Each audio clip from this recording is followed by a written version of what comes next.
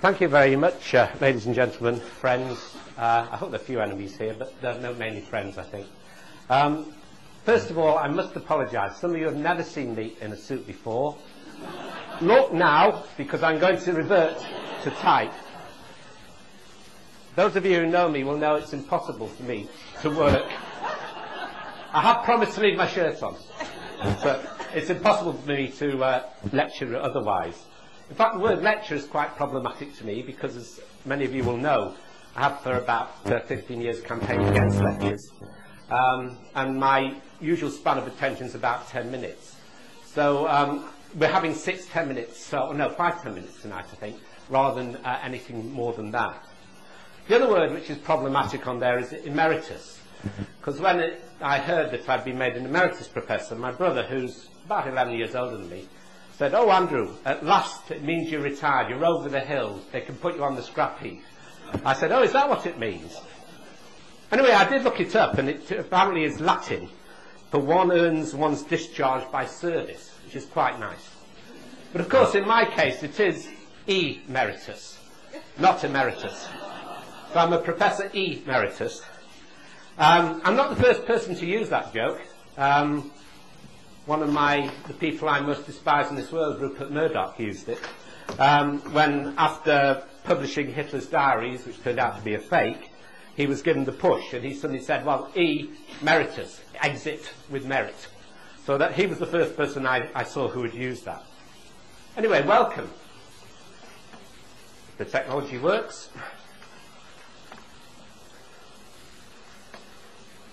It does help to have it on the screen, Andrew. Yeah. Welcome to my second inaugural lecture. This is my first inaugural lecture at the age of 14 months. It says on the back, anyway, of the picture, 14 months. I was apparently preaching to the birds.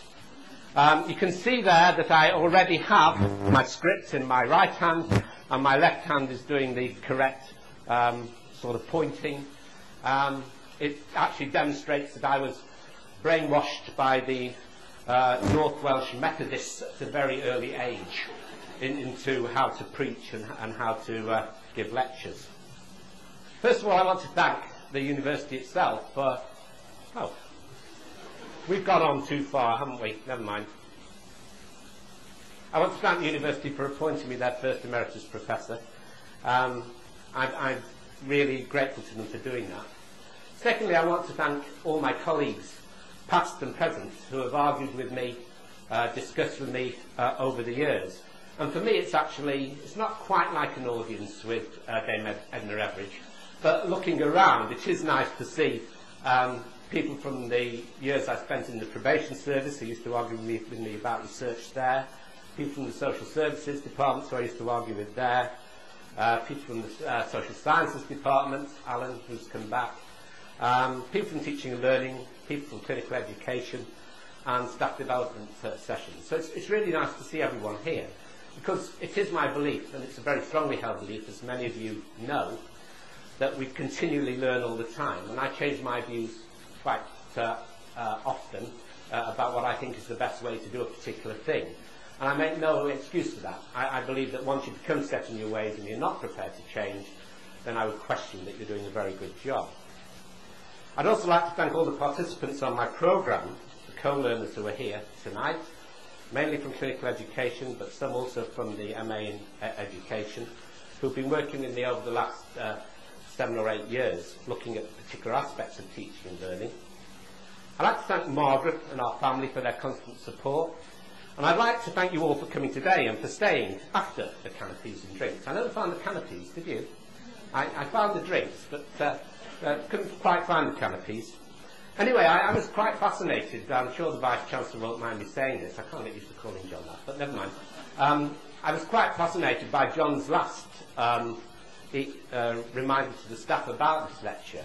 It's actually said, there may be something fascinating and stimulating now in between the drinks and the refreshments. And I thought, I'm the sort of fill-in between the two sort of items of eating and drinking. I did have a problem with the title and deciding what to talk about.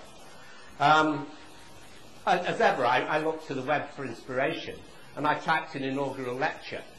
have a go at it. You can get the whole of Lord Acton's 1906 inaugural lecture on the study of history at Oxford. And I just read the first 2 sentences and that was enough. I thought, no, I won't follow that pattern. But it did make me think we should have a new competition. And it was for inaugural lecture title of the year. And these are the 2 I came up with. These are the 2 I really like. I'm afraid you're not going to have them tonight.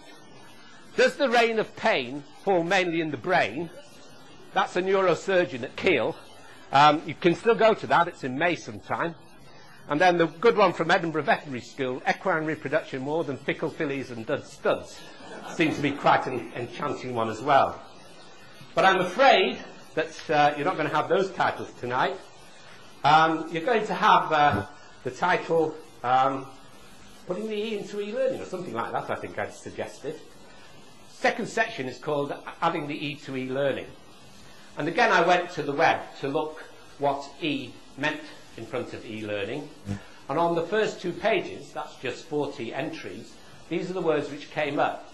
E was excellent, easy, empowering, emerging, and so it goes on. The one I like particularly, and here I might have some other interesting technology, was this one, Essential, which came from a nut firm in the US. But by putting E on it, it had got right up to the head of the Google search for E, whatever else it was. Very good piece of advertising. In fact, E stands for everything. And unfortunately, that was the title of a book already written in 2000, or else I might have chosen to use that for my own writing. But tonight, I've actually chose 4 specific things to look at.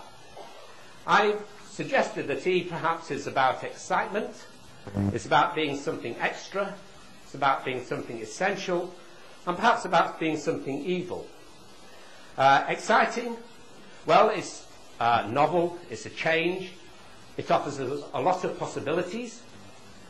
Extra, because it's supplemental, it's add-on, it's additional. And perhaps it then becomes essential, it becomes integrated, embedded, every day. And then we suddenly realise it can also be evil. There can be problems attached to it, as you've seen tonight. It can be negative.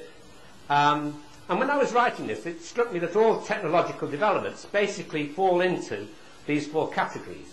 It's almost the life history of technological development in our society. We find something exciting, we see it as something extra, it becomes part of our daily life, and then we start to realise the problems with it. I'm not the first person to think that.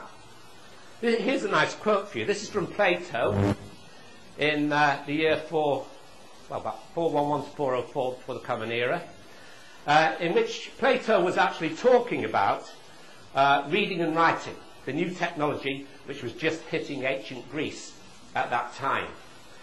And as you see, these are the sorts of words we now say when we talk about e-learning or technology. E-technology, electronic technology. The wretched students don't learn anything because they can write it down. They don't need to think up here any longer. They can actually read it, someone else's idea. So this idea that, there can be evil in technological change goes as far back as Plato, and doubtless goes a lot further back than him indeed. So what is e-learning? I turn to the Higher Education Funding Council Strategy for E-Learning document, published in March 2005, to find that they suggest it should be a broad description, and if you look at it, it can cover nearly everything, except in the last paragraph where it says to use the technologies in learning opportunities, and the word learning is crucial. Again, Mark in the introduction made the point that Edge Hill is very keen on being a learning institution, and this ties in with that sort of definition, that we're interested in learning rather than the actual e-technology. It's a very broad, and I would call it an anodyne description. It's written on the self-confessed basis of opening out a description, not excluding possibilities. Because very often definitions tend to narrow down and cut out possibilities. If we look at 1 or 2 other definitions, a recent textbook by Holmes and Gardner talks about it as being online access to learning resources anywhere and any time. And clearly there are very important elements in that definition, particularly the idea of anywhere, any time, which I'll be coming back to. But in fact, the idea of an online access to learning resources is basically nothing to do with learning. It's just saying the resources are there. The next one, the next definition, is e-learning is the effective learning process created by combining digitally delivered content with learning support and services. Now this is narrowing it down. It's saying e-learning isn't just what I'm doing tonight using technology, some innovative technology which isn't working, some other longer established technology which is working, thank heavens. It isn't just that. That's e-presentation. That's not e-learning. E-learning is actually what you do, what the process is of using this digitally delivered content and using it for some very specific purpose. And Masson and Rennie, in their recent books, actually say that, Robert and Mason, sorry, say that some definitions focus on content, some on communication, some on technology, and some on location. So I'm afraid you're not going to get a definitive answer from me tonight as to what e-learning is. You'll be getting some guidelines as to what I think it should be. But I'm very grateful to one of my current students on the MA in Clinical Education for drawing my attention to this quotation, because it more or less sums up my view. I shall not attempt to further define the kinds of material I understand to be embraced within that shorthand description, and perhaps I can never succeed in intelligibly doing so, but I know it when I see it. Judge Potter Stewart was actually talking about pornography. So I'm actually going to talk about e-learning. I'm not going to talk about pornography, no. I'm going to talk about e-learning in this thing rather than pornography. But you get the idea that we could spend all night here just discussing what e-learning is. Okay, let's move on and move into section 3 of the lecture. See how we're doing for time. Not bad. I want to now take a brief diversion into technology. My social science background makes me interested in the relationship between education and technology and the relationship between society and technology. And one of the things which always surprises me, it shouldn't really, because I've been part of it, is the speed of change which is taking place in technology. It's only 16 years ago, in 1991, that the web went worldwide. Yes, we had a network before that, but it was not accessible to the public. It only went worldwide 16 years ago. It's only in 2001 that podcasting and Wikipedia made their appearance. In 2003, that iTunes appeared on the scene. Yet by last autumn, there were 92 million websites worldwide, and we know there are more developments coming. And one of the aspects of technology which is most interesting is this speed of change. I was very struck by a lecture I went to in the year 2000, where the then recognised world experts said, I can guarantee you that by 2010 we will be using technology that we've not even thought of yet. Not even thought of, never mind started to develop. And that you can already see that happening. And one or two examples I'll be giving you later will illustrate that. But technology does change the ways we behave. Look at the examples of electronic communication. I don't use phones. Those of you who know me well know that I tend not to answer telephones. I've not really got into that technology, but I love emailing. Margaret, my wife, is the opposite. She is always on the phone and happily texting, but emailing, well, she has managed her second transatlantic email just recently, so we're making some progress. But it's quite interesting that different people react to technology in different ways, but it affects the way that we behave. The best example I can give you, for those of you who've been reading the paper in the last 7 days, is the current interest in the survey which was published towards the end of last week about wilfing. Has anyone read the debate about wilfing? Nigel has, I see, that's good. Let me just explain what it is. It means you surf the internet without any real purpose. Wilfing means, what was I looking for? And of the 33.3 internet users in Britain, roughly 2/3 wilf on a regular basis. The elderly, like me, don't wilf. Life's too short. Women don't wilf. They're multitasking already. The people who wilf are young men. Men under the age of 25 particularly. And they wilf mainly in their employer's time, because the amount of wilfing suddenly drops off at 5 o'clock in the evening on a Friday. So I think those of you who employ young men should really start looking at your workforce and just see how much wilfing you can prevent during the week. But the important point behind this is, of course, it's starting to affect people's behaviour. What they wilf around, of course, that's a nice term, isn't it? That they wilf around sites which focus on entertainment, on music, and on shopping. And you just wilf from site to site until you find the best bargain, and then you can take a sickie when you go on your EasyJet flight, which you've got for threepence, to Australia or wherever is the current place. So that links into the third point on this slide, which is, of course, that a lot of the technological changes that we see in our society relate to the profitable exploitation of that new technology in the commercial, entrepreneurial and social worlds. It doesn't link particularly to education. Most of the developments relate to things other than education.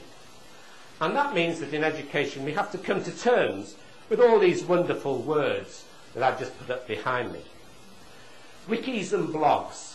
I don't expect you, I know some of you will know a lot more about this than I do, but all I want to stress on wikis and blogs it's an interesting social phenomenon, because it's based on cooperation and what's called the free spirit of the internet. Non-commercial ventures. It's an attempt by users to reclaim the internet from the commercial and other companies. That is the theory. In practice, of course, very shrewd entrepreneurs and operators take over blogs or put up blogs so that you'll buy their products. But, you know, that's the sort of battle that's going on between the free spirits and, if you like, the commercial interests.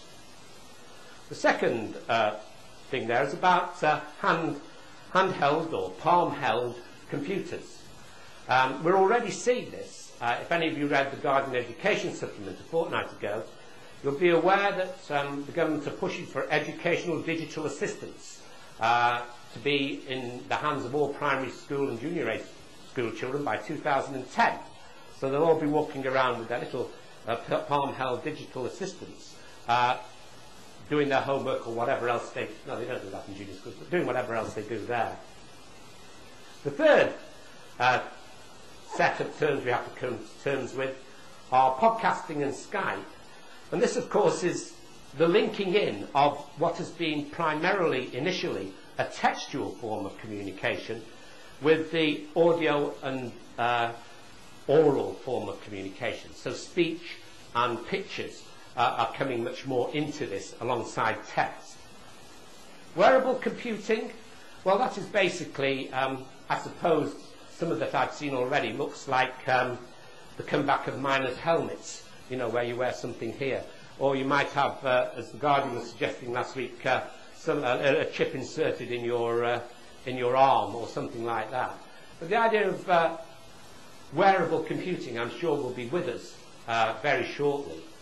The one potential thing which interests me in wearable computing is, of course, with my sight going, now I'm getting older, they're apparently going to make these text things like this, so I can press a button and shine it on any blank wall near me so I can read it, instead of peering at the screen down here and wondering what the text says.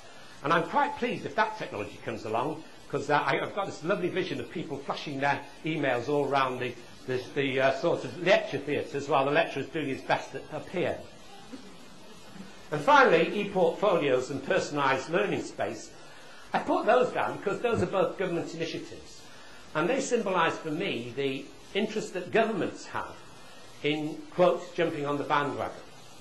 The idea that every child in junior school will have their personal learning space by 2008 and will be operating it effectively by 2010 is a bit like pie in the sky. It's sort of a lovely idea, but they have not yet put the resources into that. And the training that will be needed for staff, never mind children, is enormous. And I don't think they've really thought this through yet. But it's an example of how new ideas are seized upon by politicians and how they then become the flavour of the month. And schools are pushed down a particular route to fulfil the government's aims. End of political speech. Basically, as educationalists, we have not got to get carried away with this hype. There's a lot of hype goes on, but on the other hand, we can't afford to not look at this new technology. We can't afford to totally ignore it or dismiss it. That's because, of course, my experience over the last 8 years has been there's been a demand from students for technologically supported learning. And if we ignore that, we do so at our peril. If we haven't got courses which can support students at a distance, support students who are busy professionals, support students who, again, if you look at the, I think it was the Observer, who are doing degrees in 2 different countries of the world at the same time. If you haven't got that sort of technology, then you might lose out in the market for students. But we do have to ask difficult questions. How can we use this technology to support learning? And is it worth the effort of developing an educational application? And I'm proud to say that Edge Hill has been one of the pioneers in having a unit which has actually taken that as one of their important facets, that they have to look at and evaluate the new technology that comes up, but not be totally sold on it and it become a fad. It is something we have to say, can we use it?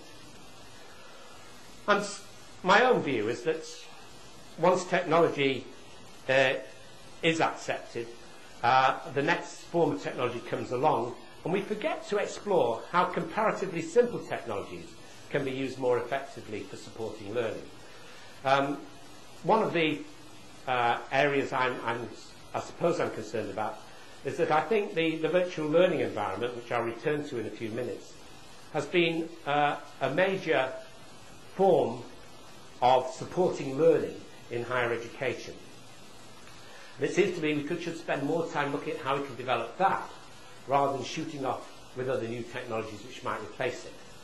So I think there's a difficult balance between novelty and new ideas and between utilising existing technology more effectively. End of section 3. Okay, let's move on to section 4 and talk about Andrew and technology. I was initially very sceptical about technology. Ruth Jenkinson, who is in the audience, will recount the fact that I said to her about 12 years ago, we'll never use technology in education. It's just no use whatsoever. And yet I'm standing here now talking about it. So I did change, and if you like, the thing that changed me was the advent of virtual learning environments and the potential of the internet.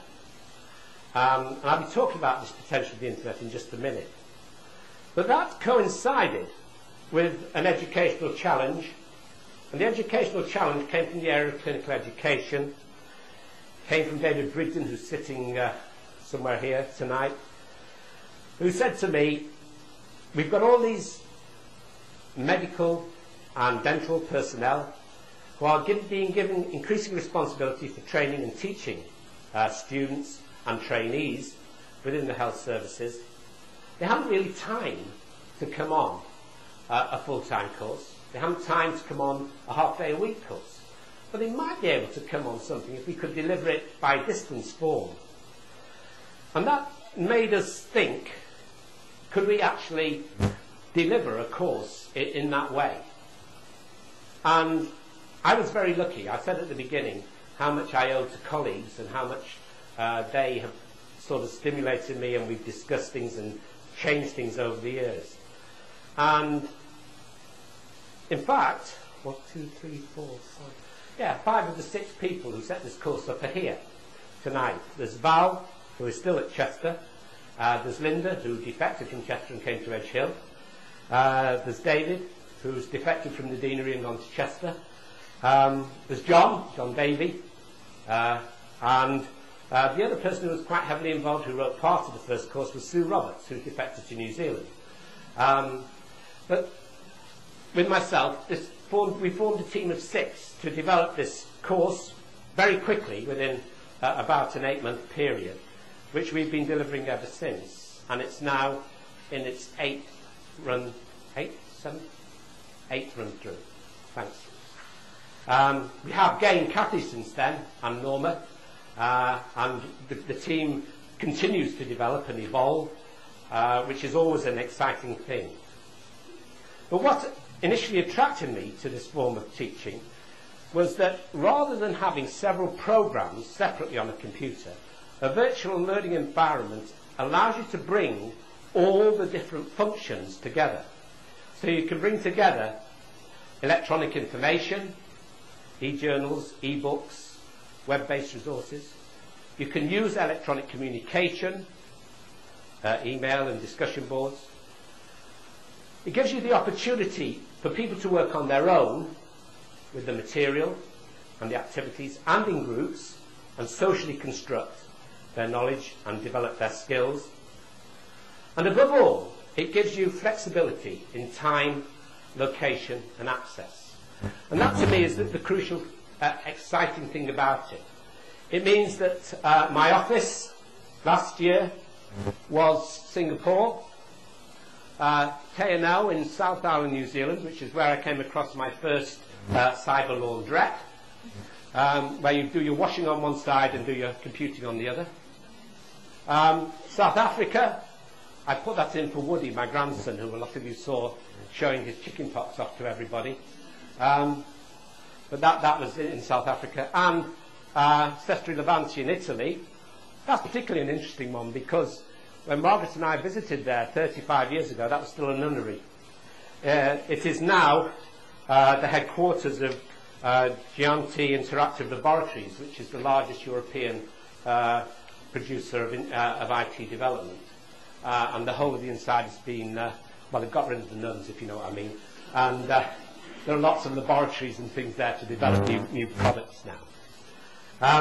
So that's my office in 2006. So far this year, I've only managed to get to Marrakesh. I thought you'd like that picture. But what's interesting in Marrakesh is that in the centre of that city, they set up a cyber park. They've got Siemens, Hewlett-Packard, the whole range of companies to sponsor alleys and all sorts of planting. And in the centre, they have a cyber facility. It's the one on this one, where I was able to tutor my students. So this is the excitement of, if you like, losing, if you like, your having to be in a particular point at a particular time. I mean, it's quite significant that when I sent out invitations to members of staff for this evening, 2 of them who were here, one responded from Hong Kong, one responded from Boston. And that it shows how the world is shrinking and how we can relate and bring people closer together, even if they are miles apart. So what we did in the year 2000 is we set up the postgraduate certificate in teaching and learning in clinical practice, and we followed this 3 years later with an MA in clinical education, and 2 years later we've introduced 3 modules on the MA in education studies around technology and education, pedagogy of e-learning and instructional learning design. Now these 10 modules all incorporate a shared approach to e-learning, which we've called supported online learning. And that's my preferred terminology. Rather than e-learning, it's supported online learning. And Mark has already explained to you that we were able to get funding from the Funding Council for our first 2 projects, which were called Comet. That was rather a mouthful. I think Ruth Jacobson was partly responsible for that mouthful. Collaborating and managing through the educational application of technology. Yes, that spells Comet. And then in April 2005, we were able to establish Solstice. Now, Solstice looks a mouthful, but actually it's quite subtle. Supported online learning, which is what I'm talking about, for students using technology for information and communication in their education, Solstice. We're sticking with the astronomical theme, and part of the reason for that, of course, is a solstice is quite important. It happens at least twice a year, when the light dawns on people, and they suddenly, the penny drops, and yes. And that's what we hope Solstice will do. People will realise the potential of change and how they can harness change to support their students' learning. So Solstice is basically, first of all, a model of learning. It is based on a particular model of knowledge. It's based on this idea of the social construction of knowledge. None of this rubbish about knowledge transfer, which we see nowadays. Knowledge transfer is a complete misnomer. It means nothing whatsoever. You can't transfer knowledge. You can transfer pieces of information, but the people who receive it have to build their own knowledge, otherwise it's not knowledge. I know we have to say knowledge transfer, pro-vice chancellors and chancellors, vice chancellors, because that's the only way we get money from the government. But it is an absolute fiasco to use that as a term. So the idea of the construction of knowledge is quite an important one. And that means our model of learning suggests that people need to reflect on both their past and their current experience if they're going to learn. They need to interact individually with the learning materials, and they need to interact with each other, with their tutors, and with their wider professional community, and form what are called communities of practice. I'm not going to go into that in any detail tonight. There is about a 60-page reference list for this lecture, which will be electronically available for you. I will not be producing it in paper, as you might guess, but it will be all there for you to follow up any particular interest that you've got. And part of that is on communities of practice. But it's basically arguing that we can actually change professional practice by people getting together online and discussing issues which they might otherwise fester in their own professional practice and not talk to other people about. So Solstice is about a pedagogical approach, but it's also about the needs of participants. It's about flexibility of delivery to fit in with a busy professional life. So, for example, people go online at all times of day and night on our courses. Even on Christmas Day, you'll find people online. But they're on duty in a caring situation, and it's quite sensible when they use the time when there's no immediate pressure to do some studying. It's not tied to a specific geographical location. I've already talked about that. And we do all learn in different ways. That's what is quite interesting, what I think we're still developing in our own course. One thing that's becoming very clear to me, and there is some evidence to bear this out, some, but not enough yet, is that people who are good in face-to-face situations and discussions and arguments are actually not very good online. They clam up. They can't cope with the idea of silences and with reflecting on life and thinking. Whereas people who are rather quiet and introverted in face-to-face groups actually blossom online. They are the people who actually are able to reflect, think and talk to each other online. And I think we've got two distinct types of learners. We've got those who can't survive without the interaction of face-to-face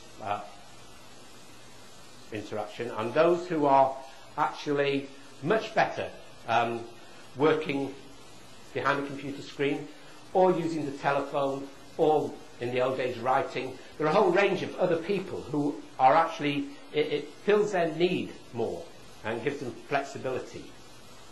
So we learn in different ways, and online learning gives them the opportunity to learn to address another audience from that which normally comes through our doors at the front and want face-to-face tuition. It also gives us access to expertise and a range of resources which will support their learning. This all tied in with the advent of virtual learning environments in the late 1990s, the expansion of the use of technology within the workplace and the home. Although there are problems there, I mean, as you probably know, clinical practice and teaching and learning in clinical situations, a lot of people work in hospitals and health facilities who have all sorts of firewalls which make it very difficult for their own employees to use the resources which we as a university can offer them. And somehow we've got to get over that, or work with those employers to allow learning to take place between the two sorts of bodies. And of course there has been the development of online learning resources, which I've already referred to. Those of you who don't know what a screen looks like in a virtual learning environment, it looks something like this. You'll see there that, if you like, the content is here. Students can press a button there and discuss. They can send mail to each other. There's a calendar which tells them when they should be doing certain things.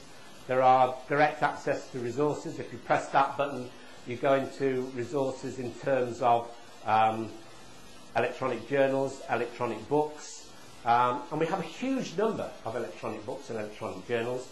There are new skills to learn in using them, but they're there for us to use effectively. You can come back the next day and resume it. You can compile, so you can print it out if you want. And we do have students. There's a very well-known student we have who prints the whole lot off and then sits for 8 months with a bottle of wine, or several bottles of wine, reading it and just dictating responses to his secretary to send back to us.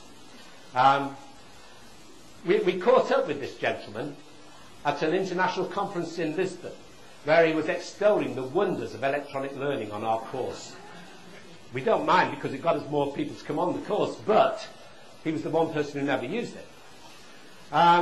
We have a research facility. They can send their assignments in to us. We can evaluate it. Everything can be done from that single screen. And that is the beauty of a virtual learning environment. We've been carrying out evaluative research on supported online learning at Edgehill now for 8 years.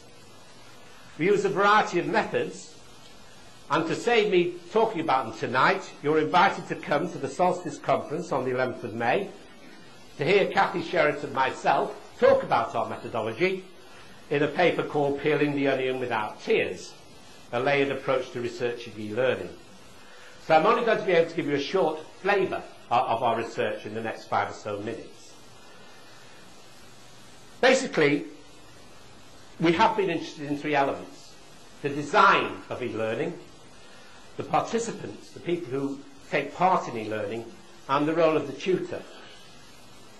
Our initial research focused on the design, and we realised that when we were designing courses, we were looking at 5 different types of interaction. We were designing for the way that learners interacted with the technology, the way that learners interacted with content, the way that they interacted with tutors, the way they interacted with each other, and the way they interacted with their larger professional community.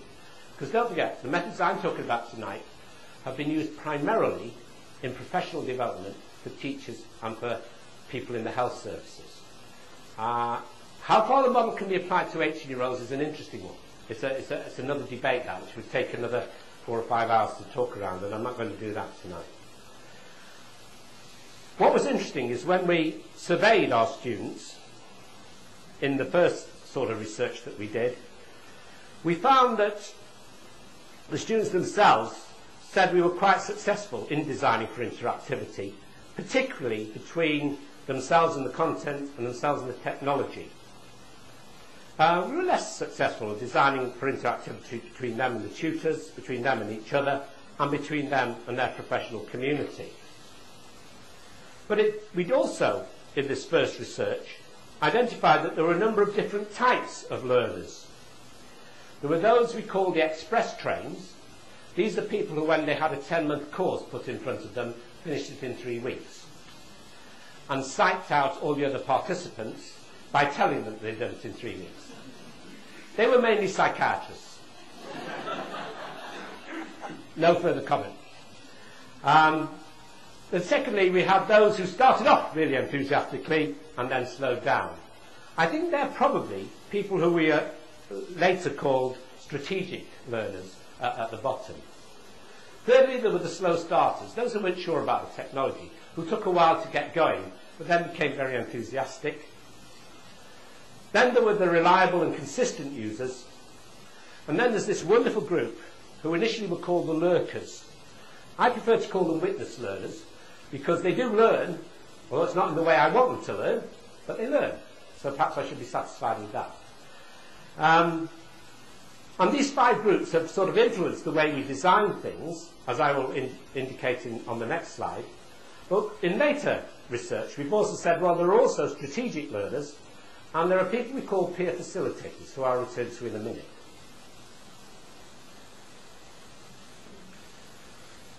What was interesting in this research is that as designers, we immediately responded to the research by making alterations to our design. So we altered our design to put more emphasis on the induction into the process of online learning. How do you learn online? And we introduced, with John Davies' help, a specific 2-week module which students did before they did the program.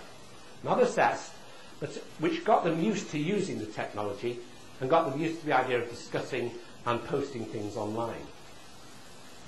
We also recognised that there's a need to break down large groups into learning sets. It's very hard to respond to groups more than 16, well, more than 12 actually online, effectively, and make a purposeful discussion. But if you have a set between 8 and 12, this is much more effective. We also realised that one of the problems of online learning for the learners is that it's very difficult for them to manage their own time. Because you don't have to come every week at 3:30 till 5 o'clock, it means that you think, oh, I'll fit it in when I've got time. And that doesn't work, folks. So one thing we do in induction now is actually say to people, it's just like face-to-face work. You have to set time aside to actually do this online work. We also clarified what we wanted people to do in their activities, and we rewrote those. And we've moved into using other technologies where appropriate. So, for example, we've produced what's rapidly becoming a nationally recognised CD-ROM on peer observation of teaching, which other courses have been using and adopting from us. So that was our initial research. Our second major research study, which we still haven't finished, has been looking at the 2005 cohort of students on the course. There were 46 of them who started the course in January 2005 and finished it in December 2005. You'll notice that we're always awkward. We don't go to academic years. We work on calendar years, which seems to throw the administration of the university into chaos. But that's our fault, I suppose. Keeps them on their toes. Makes them earn the money. Okay, what intrigued us is that those 4 apparently balanced groups responded in very different ways online. So we had one learning set 1 here, which was comparatively quiet all the way through. We had one learning set which was very active all the way through. That's doing the same activities with the same number of people. And then we had 2 learning sets in the middle which were moderately active and which changed places if you look at the statistics. So learning set 3 became quieter and learning set 2 became noisier. And that intrigued us. Why was this happening? Why were these things happening? And then we realised, of course, that quantitative data like that, numbers, doesn't tell you very much. You need to actually look at the quality of the discussion.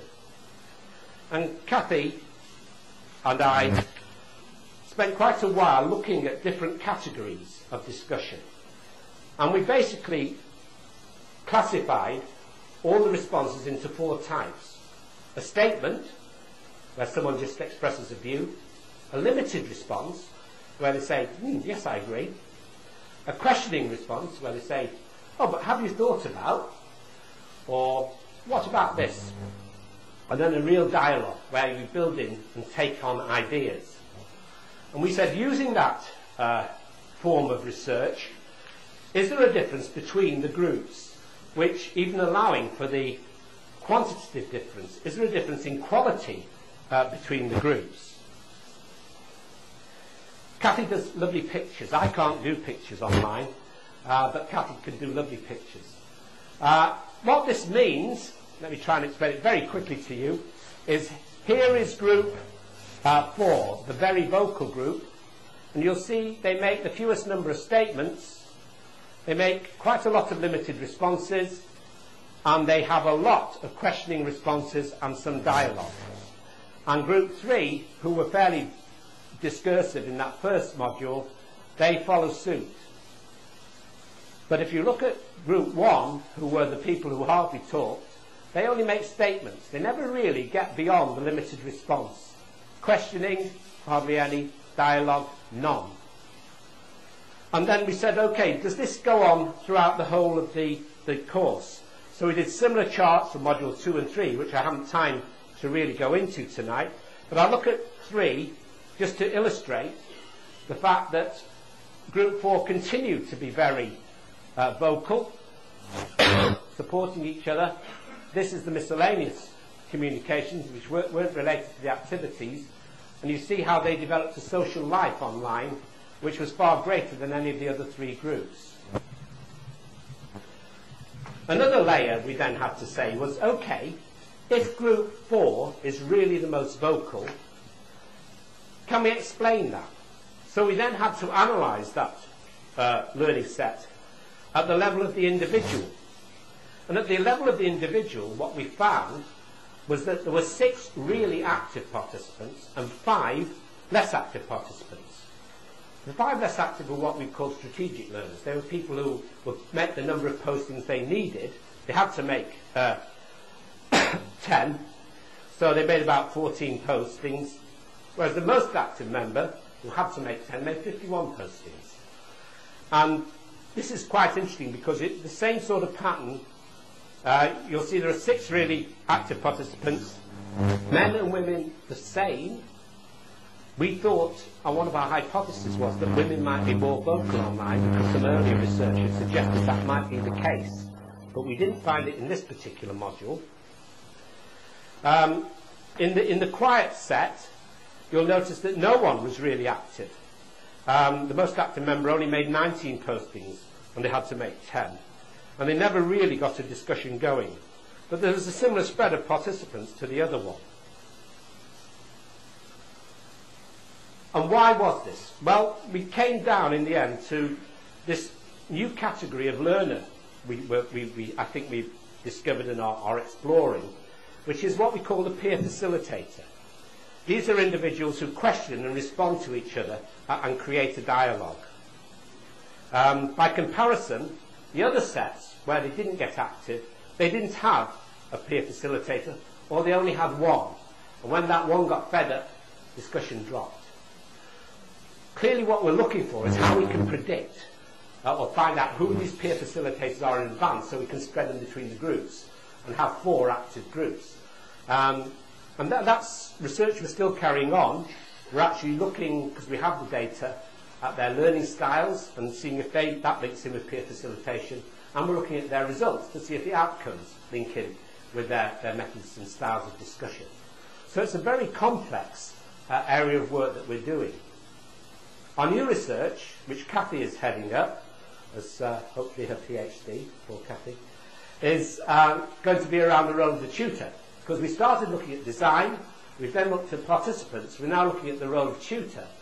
And I put up one interesting piece of data here from America, which actually suggests that if the tutor intervenes too much, discussion is stilted and stops.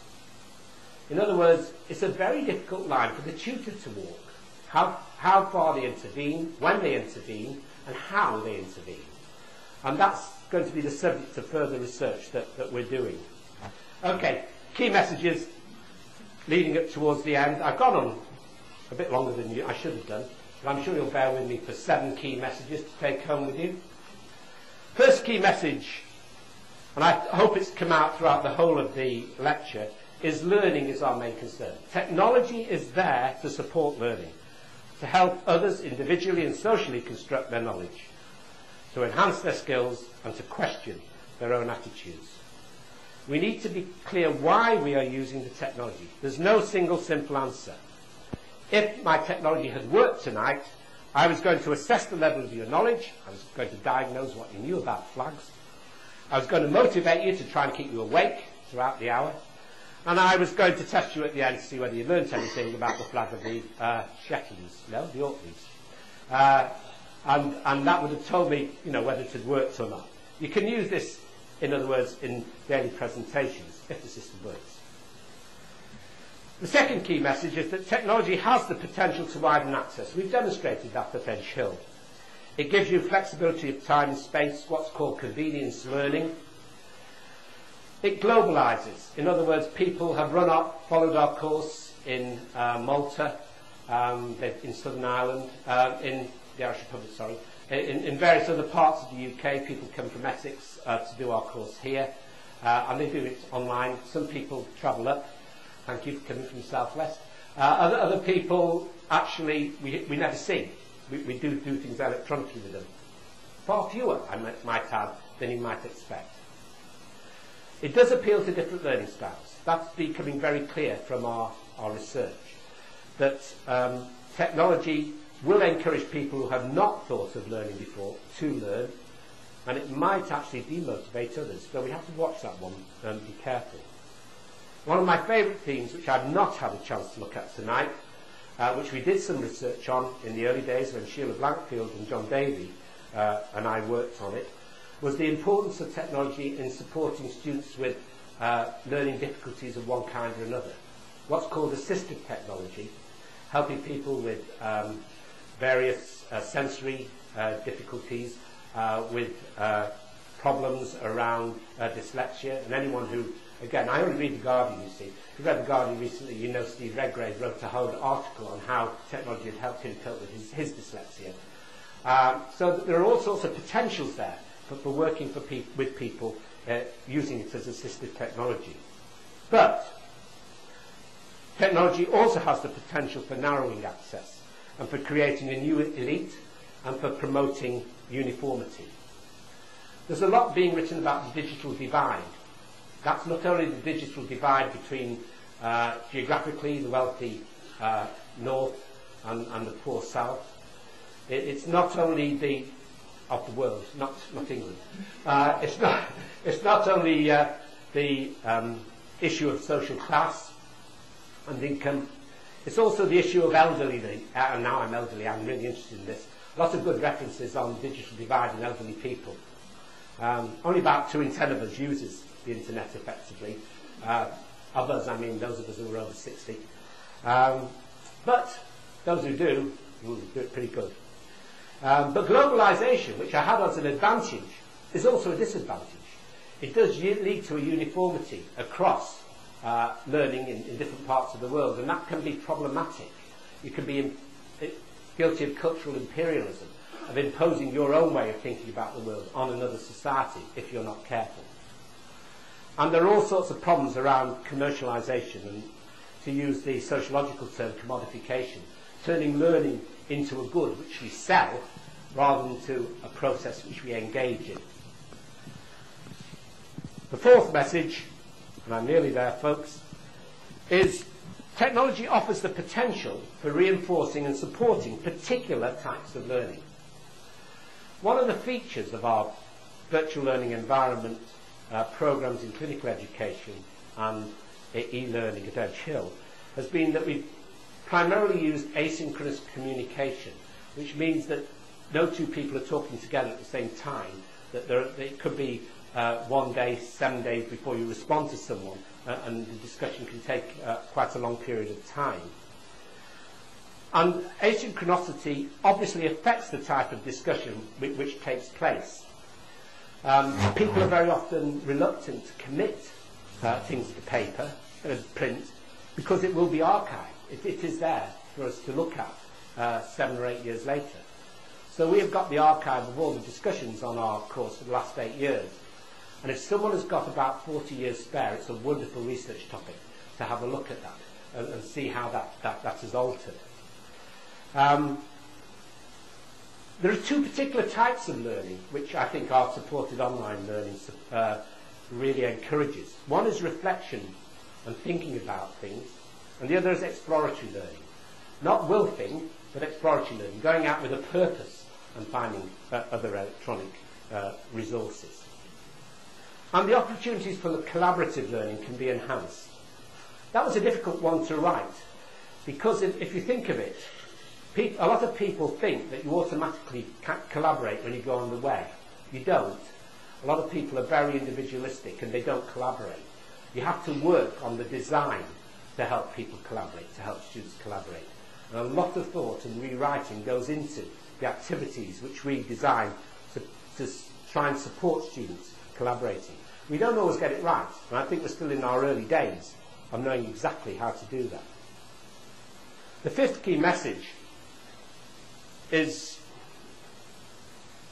aimed at people who think e-learning is easy, that e-learning is simply putting your lecture notes on the web. It isn't. E-learning, the critical aspect of it is design. And design means pedagogic design, knowing why you're getting people to use the technology and what you're wanting them to achieve. It's presentational design, making sure that it's readable, that it's on a coloured background, that it only is one scroll of the screen, that it appeals to people, and a design of learning space so that you actually bring things together and make it easy for people to use the particular e-learning that you're using. Another thing I'm very proud that Edge Hill has pioneered, and which both Ruth Jenkinson and Sue Roberts were involved in, as well as the learning technology workers, is that we've been very keen to stress the need for an academic team. It is not just academics. Academics can't do it on their own. They need to work with learning technologists. They need to work with learning resource advisors. They need to work with technical support. It is a team which is needed to redesign and design the learning that takes place. The sixth message is that it's absolutely crucial to prepare both learners and facilitators. And I know, Ernest, you don't like the word facilitators, sorry. Tutors, teachers, will that do? Okay. It's absolutely essential to prepare them to use the technology for learning. Learners have to understand their own learning and how to enhance it, sharpen the skills they've already got to make maximum use of the technology. And facilitators need to understand how learners learn and design and support learning opportunities for them. And the final message is you need to continue to evaluate and research all aspects of e-learning. It's no good just saying we must all adopt e-learning. You have to actually justify why you're doing it and then show that it's working, and show that it's actually working for the learners, that the process of learning is actually taking place, and tutors and facilitators are involved as well. So that really is bringing me to the end of what I've got to say. I'm sorry I've gone on longer than I should have done. Sorry for the technical hitch. Thank you for listening. I've given you my home phone number, but I rarely answer it. I do, however, spend most of my time looking at those two email addresses, so you can easily contact me there to carry on the debate. And Solstice, the number there, they do answer the phone at Solstice. So you'll always be able to get hold of them and of me that way as well. So thank you very much.